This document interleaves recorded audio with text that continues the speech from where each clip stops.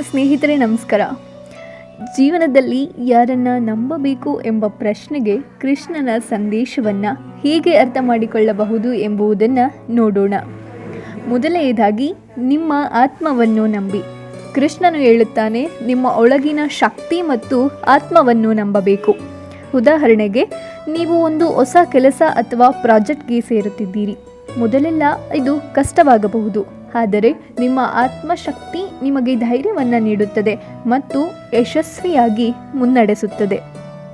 ನೀವು ಯಾವುದೇ ಹೊಸ ಅಭ್ಯಾಸ ಅಥವಾ ಕಲಿಕೆಗೆ ಮುಂದಾಗುತ್ತೀರಿ.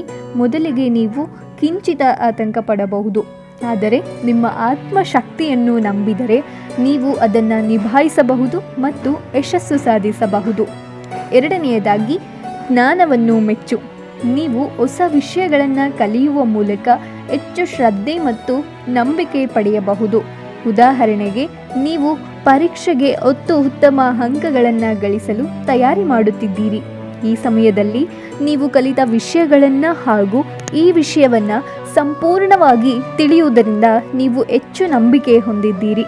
ನೀವು ಯಾವಾಗಲೂ ಹೊಸ ವಿಷಯಗಳನ್ನು ಕಲಿಯಿರಿ. ನಿಮ್ಮ ವಿದ್ಯಾಭ್ಯಾಸದಲ್ಲಿ ಹೆಚ್ಚು ಶ್ರದ್ಧೆ ಮತ್ತು ಜ್ಞಾನವನ್ನು ಪಡೆಯಿರಿ.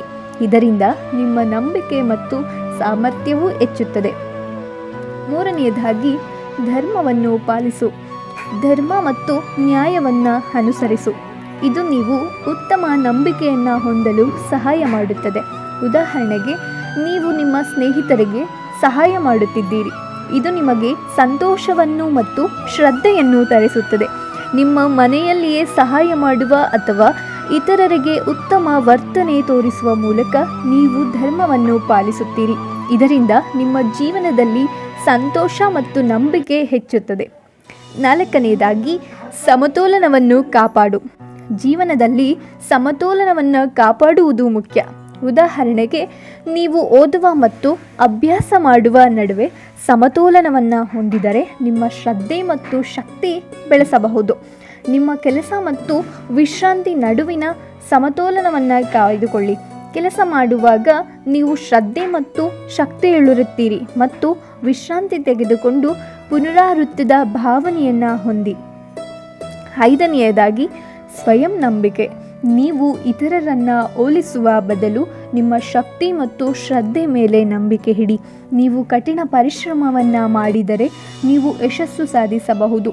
ನೀವು ನಿಮ್ಮ ಶ್ರಮ ಮತ್ತು ಪರಿಶ್ರಮವನ್ನು ನಂಬಿದರೆ ಯಾವುದೇ ಉದ್ದೇಶವನ್ನು ಸಾಧಿಸಲು ಸಾಧ್ಯವಾಗುತ್ತದೆ. ಹೊರಗಿನ ಒತ್ತಡಗಳನ್ನು ತಲೆ ಕೆಳಗಾಗಿಸಬೇಡಿ. ಸ್ನೇಹಿತರೆ, ಕೃಷ್ಣನ ಸಂದೇಶವನ್ನು ಅನುಸರಿಸುವ ಮೂಲಕ ನೀವು ನಿಮ್ಮ ಆತ್ಮಶಕ್ತಿ, ಜ್ಞಾನ, ಧರ್ಮ, ಸಮತೋಲನ ಮತ್ತು ಸ್ವಯಂ ನಂಬಿಕೆಯನ್ನು ಉತ್ತಮವಾಗಿ ಬಳಸಬಹುದು. ಧನ್ಯವಾದಗಳು. ನಮಸ್ಕಾರ.